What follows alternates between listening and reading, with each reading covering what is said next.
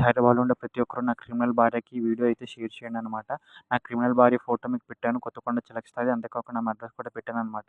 అయితే నా భార్య చిలకస్తా రీసెంట్‌గా నన్ను బెదిరించిన మెసేజెస్ ఏంటంటే, నాకు బెదిరిస్తూ పంపించిన మెసేజెస్ ఏంటంటే, తనకు తెలిసి నా భార్య చిలకస్తా చేసిన మోసానికి, కుట్రలకి నేను ఇన్‌స్టాగ్రామ్‌లో నాకు న్యాయం జరగాలని చెప్పి రీల్స్ పెడితే, నా భార్య చిలకస్తా ఏమని బెదిరించిందంటే, "నువ్వు పెట్టిన రీల్స్ వల్ల నీకేం న్యాయం జరగదు.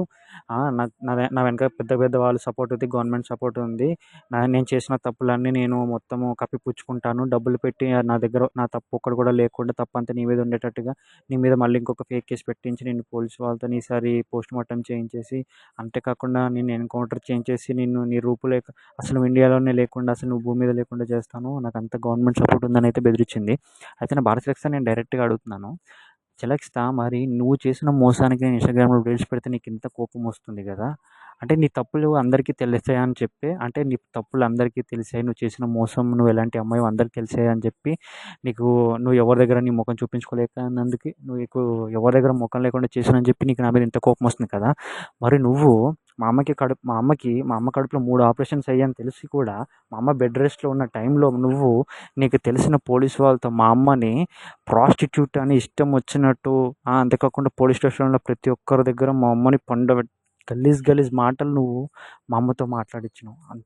మరి నాకెంత కోపం రావాలి. ఇది తప్పు కాదా?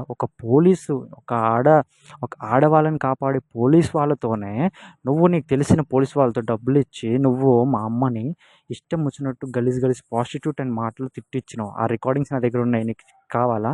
పెట్టమంటే పెడతాను నేను. ఆ రికార్డింగ్స్ నా దగ్గర ఉన్నాయి. నేను జాగ్రత్తగా దాచిపెట్టుకున్నా. నీకు గుర్తులేదా నువ్వు మా అమ్మని తిట్టిచ్చింది? అంతేకాకుండా మా అమ్మని ఏమన్నావు?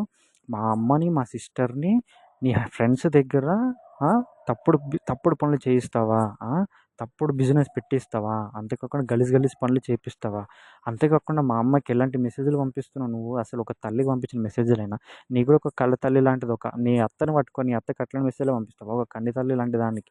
ఒక కన్న తల్లిని పట్టుకొని నువ్వు ఎలాంటి మెసేజెస్ పంపిస్తున్నావు అంటే మా అమ్మకి ఏమని మెసేజెస్ పంపించినావు? చిన్న చిన్న బట్టల ఫోటోలు పంపించి మీరు ఇలాంటి డ్రెస్‌లో ఇంకా నాకు ఏమని చెప్పాలో అర్థం కాదు. అలాంటి ఫోటో అసలు నీ మైండ్ సెట్ ఏంటో నువ్వు ఎంత క్రిమినల్ మైండ్ నాకు అర్థం కాదు. మరి నాకెంత కోపం రావాలి దీనికి. నువ్వు మా తాతని సీక్రెట్‌గా పోలీస్ వాళ్ళతో రూమ్‌లో కొట్టించావు నా కళ్ళ ముందే.